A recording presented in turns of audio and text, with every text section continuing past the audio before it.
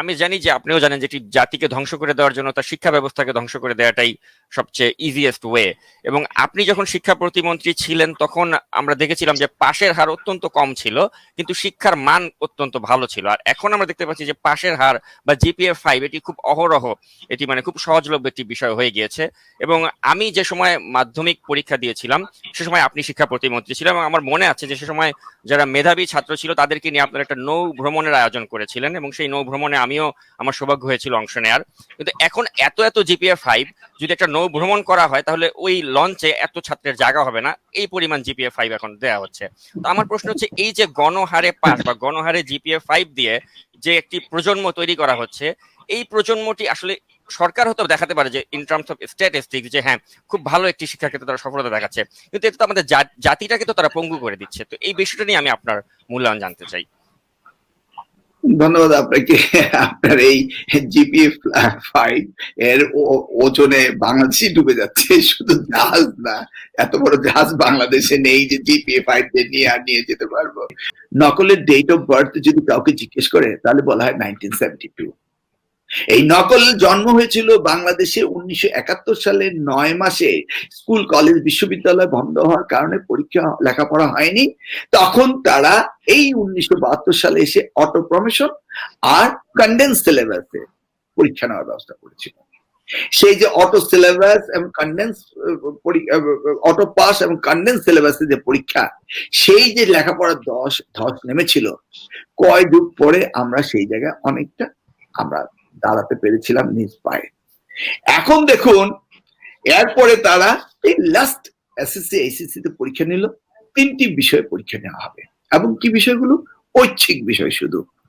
দেখুন, ম্যাথ জানবে না, ইংলিশ জানবে না, বাংলা জানবে না, তাদেরকে সার্টিফিকেট দেওয়া হবে। প্রথমটা দিল অটো প্রমোশন, তারপরটা করলো এই অবস্থা, এবং গড়ে সকলকে জিপিএ+ দেওয়া হলো। এবারে পরীক্ষায় তারা কি করছে? এসএসসি পরীক্ষায় 3টি বিষয়কে বাদ দেওয়া হয়েছে। তার মধ্যে সবচেয়ে গুরুত্বপূর্ণ বিষয়টি হলো ধর্ম ও নৈতিক শিক্ষাকে তারা পরীক্ষা নেবে না। আমি ধর্ম বলতে ইসলাম বোঝাচ্ছি না, জুডিজম বোঝাচ্ছি না, খ্রিস্টানিজম বোঝাচ্ছি না, হিন্দুইজম বোঝাচ্ছি না, আমি ধর্ম বলতে সকল ধর্মকে বোঝাচ্ছি। নৈতিক শিক্ষাকে বাদ দেওয়া হয়েছে। আজকে দেশের মানুষ যে অরাজকতার সৃষ্টি হয়েছে, যেভাবে দেশের মধ্যে অত্যাচার, অনাচার, নৈতিকতার অভাব করেছে, সেই জায়গায় শিক্ষায় তারা নৈতিক শিক্ষা, ধর্মীয় শিক্ষাকে বাদ দিয়ে দিচ্ছে।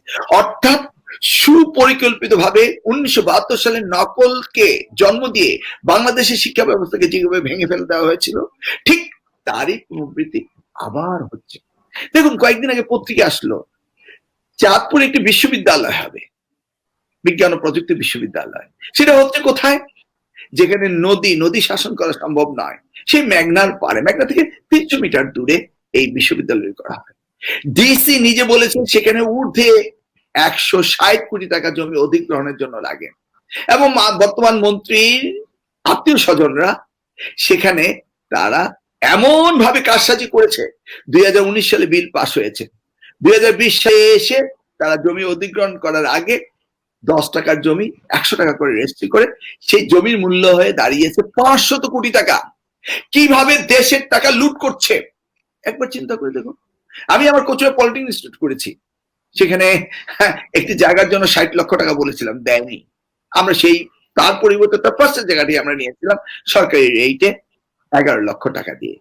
এখন 160 কোটি টাকার জায়গায় 500 কোটি টাকা দিনে দুপুরে ডাকাতি করছে, এবং এই জায়গার দাম বাড়িয়ে তারা সরকারের কাছে চিঠি লিখছে এখানে বিশ্ববিদ্যালয় করা হোক।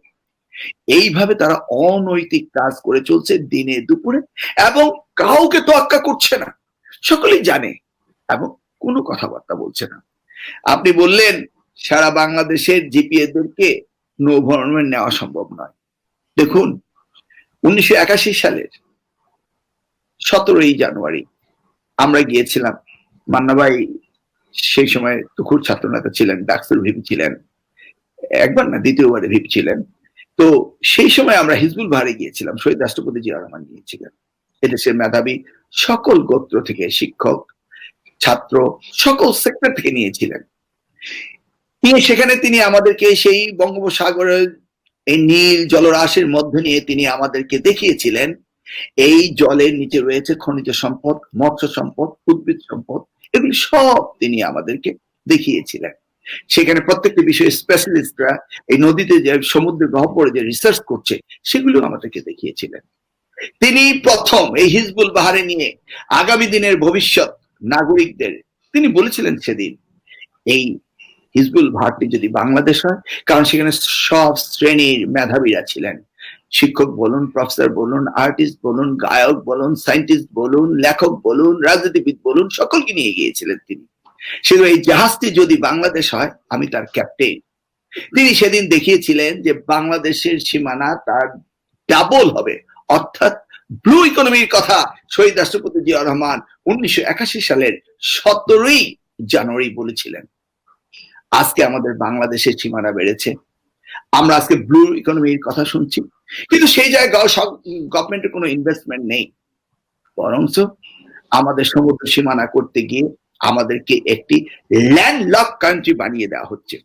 অর্থাৎ বাংলাদেশের আগামী প্রজন্মকে যদি অশিক্ষিত, অর্ধশিক্ষিত করা যায়, কম শিক্ষিত করা যায়, তাহলে আমরা আপাতত অন্য দেশের দাবিদার হয়ে থাকতে পারবো। সেই জন্যই এই পদ্ধতিটি চালু করা হয়েছে। দেখুন, আজকে বড়লোকের ছেলে মেয়েদের কিন্তু কোনো অসুবিধা হচ্ছে না।